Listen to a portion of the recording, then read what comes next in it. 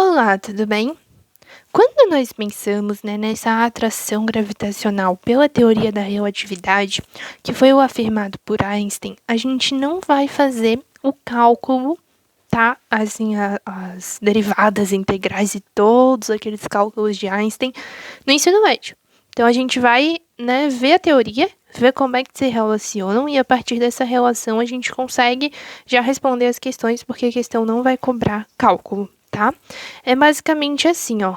A força gravitacional, ela será proporcional, tá, à curvatura.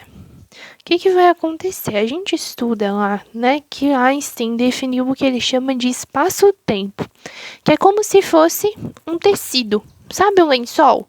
O lençol da sua cama? Pode pensar naquilo. Quando a gente estica o lençol, se a gente colocar, por exemplo, uma bola lá no meio, o lençol vai ficar assim, ó. Ele vai ficar mais fundo na parte onde a gente colocou a bola. E ele tá todo esticadinho. É basicamente isso, o tecido espaço-tempo. É como se fossem várias linhas imaginárias, assim, né? E quando a gente coloca um corpo, que no caso é o corpo celeste, um satélite, uma terra, qualquer coisa, ele vai deformar esse espaço-tempo, tá? Que é o tecido espaço-tempo, como se fosse um lençol, tá? Então, quanto mais massivo ele é, quanto maior ele for, mais ele vai deformar esse tecido espaço-tempo. Por exemplo, olha só como a Terra deforma o tecido espaço-tempo. E olha só como o Sol deforma o tecido espaço-tempo. Percebe que ele deforma bem mais o tecido espaço-tempo, porque o Sol ele tem mais massa. Logo, ele vai deformar mais, ele vai produzir aqui uma perturbação maior no tecido espaço-tempo, de forma que as linhas se deformem mais para conseguirem se adequar na posição de maior equilíbrio à atuação desse corpo.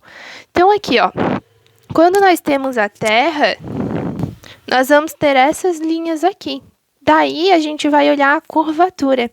Por exemplo, ó, aqui ele está num ponto de bastante curvatura, né? E aqui esse satélite está num ponto em que a curvatura já não é mais tão grande.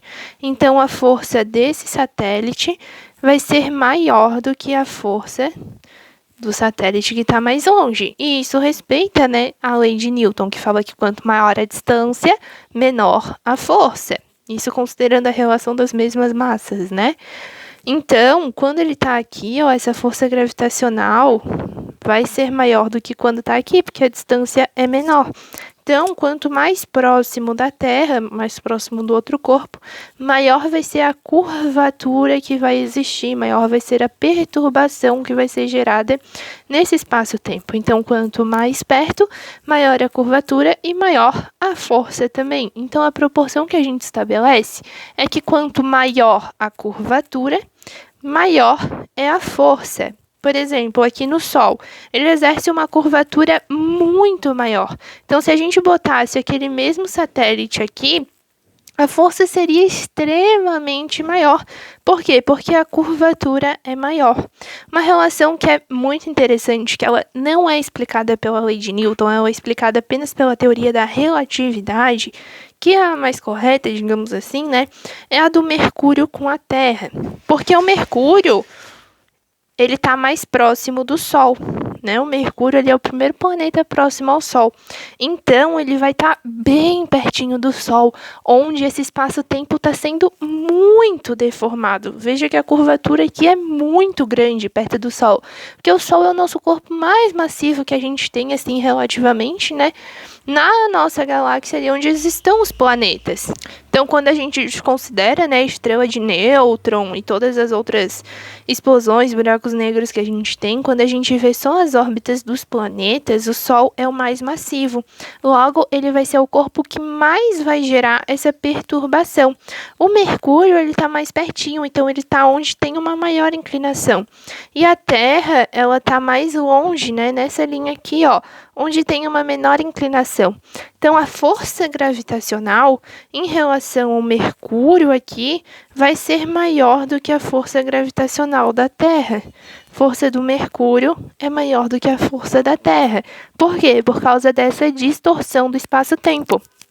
Isso faz com que a rotação desse Mercúrio, né, translação desse Mercúrio em torno do Sol seja diferente. Por quê? Porque ele vai ter uma força gravitacional maior.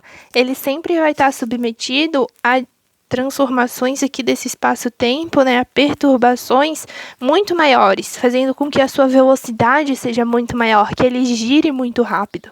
Além disso, ele vai ter um raio pequeno, então a força centrípeta dele, né, que vai ser a força gravitacional, no caso, vai ser extremamente grande, porque muita velocidade e pouco raio. Entende? Então, com isso, a gente não conseguiria explicar pela força de Newton, porque os cálculos ali dão uma divergência. Apesar de na Terra, que já está mais longe, então essa consideração já é um pouco mais válida.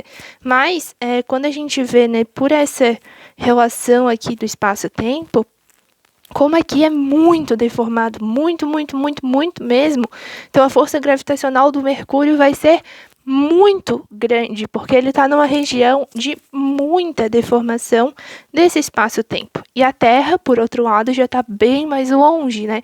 Então, ela já está numa região que está mais neutro, assim, não está tão deformado, entende? Então, o que a gente pode afirmar é que, relacionando Newton com Einstein, né? Quanto mais massivo esse corpo, maior a perturbação que ele vai gerar nesse tecido espaço-tempo, maior a deformação que essas linhas vão sofrer e, por consequência, maior a força gravitacional. Quanto maior for essa perturbação, essa inclinação, essa deformação das linhas.